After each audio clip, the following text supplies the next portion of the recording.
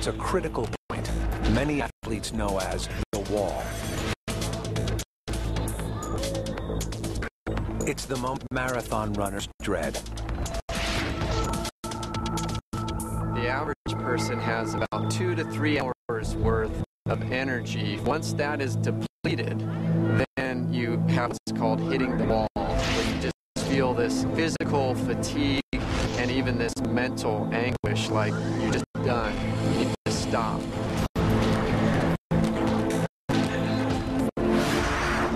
The brain detects low blood sugar levels, making you feel so bad you want to quit. To keep going, your brain has to trigger a new fuel source. To get it, the body does something astonishing. It begins to cannibalize itself, feeding off its own fat. For most of us, fat cells are created or destroyed. They just shrink or swell according to how much fat we're carrying. When glucose runs low, we tap fat cells for reserve energy. But fat takes longer to process than carbohydrates. That supply gap often stops runners cold. One competitor is about to find out if she's done enough preparation to keep that energy supply going. Every time you do it, you get stressed out and so nervous beforehand, and then you have your race and something inevitably may go wrong or just not as expected, and you have to overcome that. Janet has learned to use strategies to help her through the challenge of carrying on for 26 miles. I hit the halfway mark, the 13.1 mile mark, because it's marked on the course, and I was like, oh wow, it's hot and I'm tired a little already, but I'm already halfway. Thanks to her training, she has also learned to cope with her body's demands. When I felt really hot, I would put water on my head and under my hat to cool my head. That brings down body temperature a little bit more. And replenishing my salt, because as you sweat, the more salt you lose, and that's really crucial for a balance in your muscles and your muscle cells. So I took more sports drink, and I knew that my bad mood was related to low sugar levels, so I would replace those, and it seemed to work out okay. Janet's sports drink helps her replace the salts in her body and, crucially, bridges the gap in fuel supplies.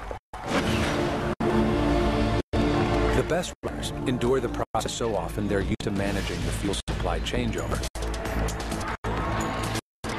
That lets them make it past the wall to the finish.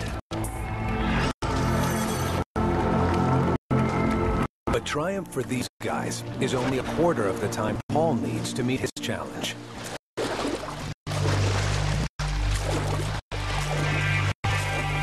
Like runners, he has to switch fuel supplies and start consuming his own fat.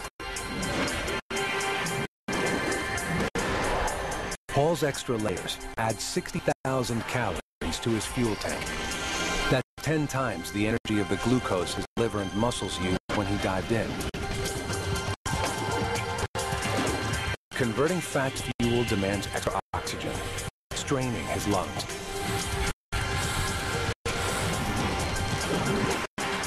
He's sucking in 20 gallons of air a minute, absorbed through tubes narrower than a human hair. Tiny membranes whose total surface area is equal to half a tennis court. This burst powers Paul through 12 miles during the first 6 hours, but that's only halfway across the channel. To succeed, he'll need to keep pumping fuel to his muscles almost until nightfall. The fact is, all our bodies are engineered like Paul's. It's just that he's tuned his up through practice. Paul's training focused on improving his heart's performance. The average person has a 5-liter cardiac output.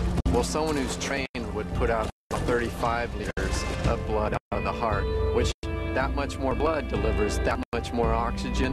You can make that much more energy and continue without fatigue. Each minute, Paul's heart pumps 7 times more blood than our hearts do. And he's been doing that for 12 hours. It's propelled him 18 miles across the channel. French coast, now just 3 miles away. His swim has cost Paul over 14 pounds of body fat. In a day, he's used more calories than most of us use in a week. Yet we're all designed to store and expend huge amounts of energy at this rate.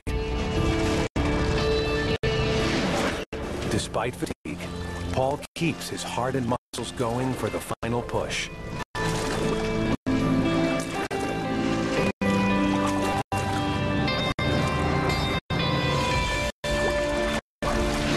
After 14 exhausting hours, Paul touches land.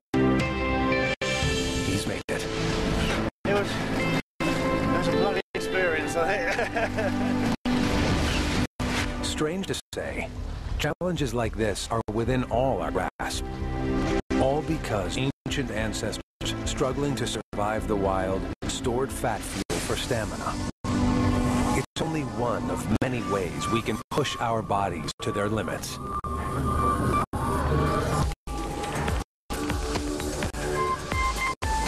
Locked inside us, a network of muscle and bone give us unparalleled flexibility, exquisite coordination, and in a crisis, brute force and the speed to escape. When it comes to strength, a superhero lives inside every one of us. The human body.